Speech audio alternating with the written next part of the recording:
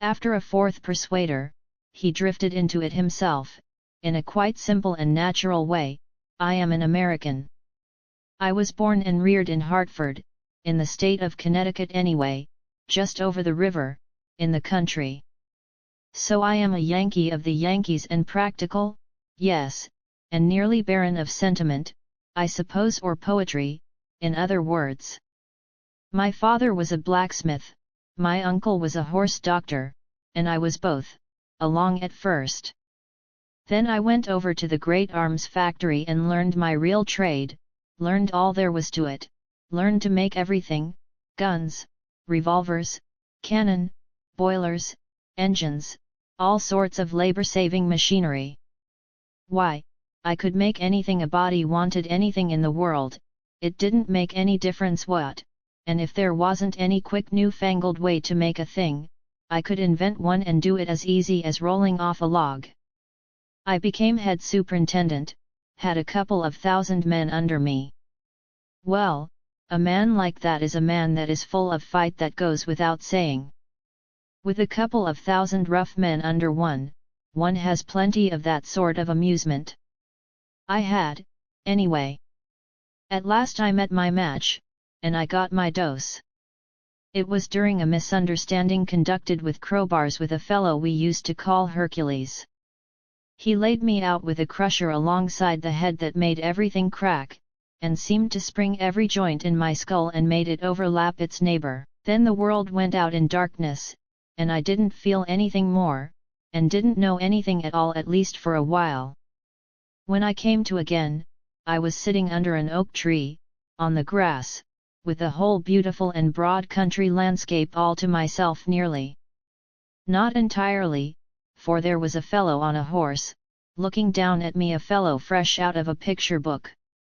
He was in old-time iron armor from head to heel, with a helmet on his head the shape of a nail keg with slits in it, and he had a shield, and a sword, and a prodigious spear, and his horse had armor on, too, and a steel horn projecting from his forehead, and gorgeous red and green silk trappings that hung down all around him like a bed quilt, nearly to the ground. "Fair sir, will ye just," said this fellow. "Will I which? Will ye try a passage of arms for land or lady or for?" "What are you giving me?" I said. "Get along back to your circus, or I'll report you." Now what does this man do but fall back a couple of 100 yards and then come rushing at me as hard as he could tear, with his nail keg bent down nearly to his horse's neck and his long spear pointed straight ahead. I saw he meant business, so I was up the tree when he arrived.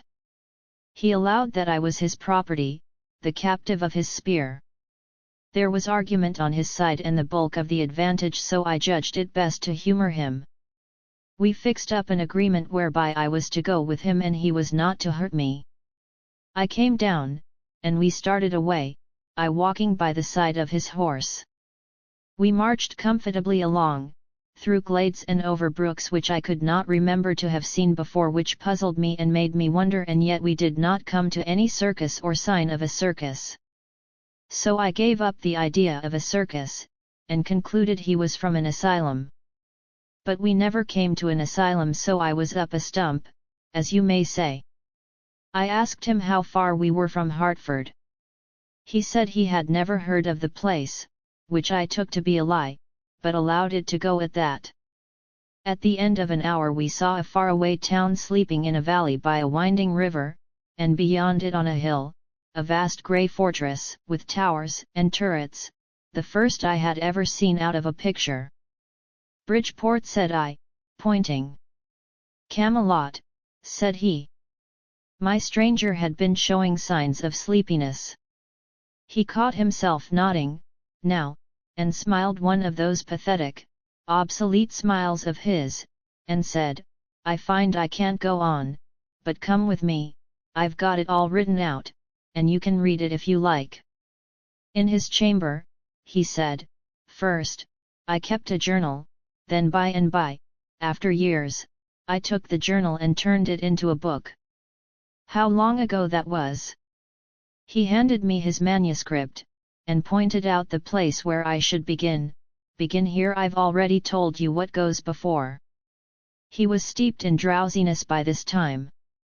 As I went out at his door I heard him murmur sleepily, "Give you good den, fair sir."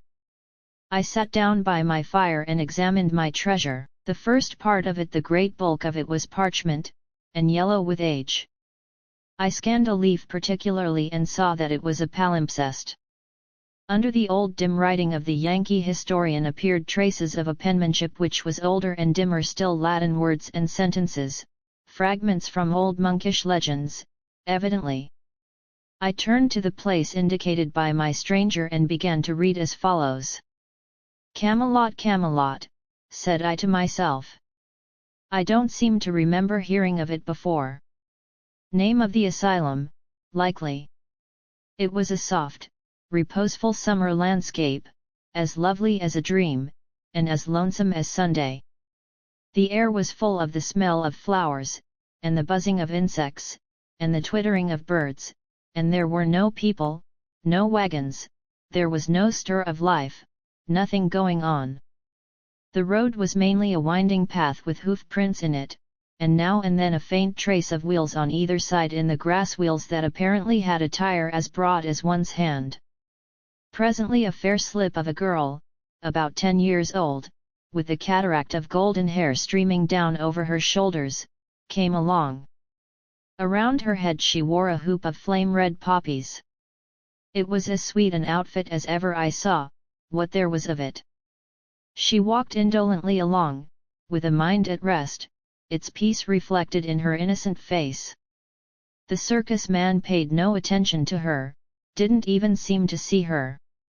And she was no more startled at his fantastic make-up than if she was used to his like every day of her life.